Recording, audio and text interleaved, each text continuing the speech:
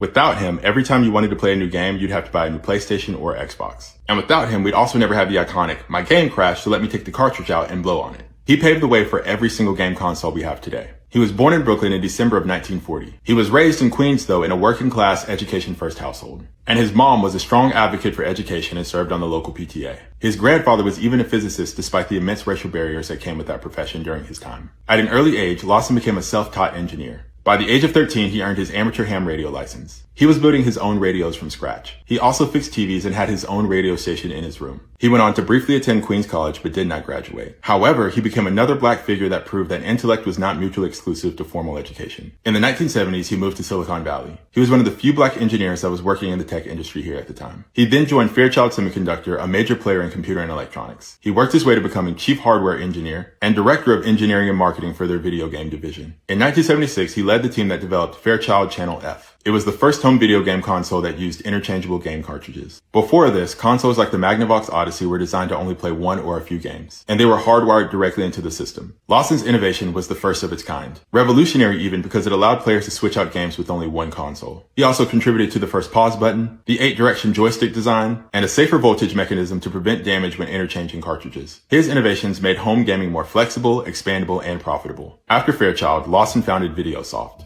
It was one of the earliest black-owned video game development companies. They created software for the Atari 2600. The company didn't last long, but the accomplishment was a rare feat in itself. During this era of Silicon Valley, there were very few black tech owners. In spite of all this, Jerry Lawson remained relatively unknown for decades. He passed away in April of 2011 due to diabetes complications. But since then, his contributions have been celebrated more. He was honored by the International Game Development Association, featured in the Netflix documentary High Score. He was added as a permanent exhibition at the Strong National Museum of Play. The USC Games program launched the Jerry Lawson Fund. On what would have been his 82nd birthday, Google honored him with a doodle, and Sony PlayStation named a development lab in his honor. Jerry Lawson was more than just an engineer. He paved the way for a $1 billion+ industry. And every time someone swaps out a game, saves their progress, or loads up a console, they're touching his legacy. He was not just a footnote in the gaming industry. He made it better and what it is today.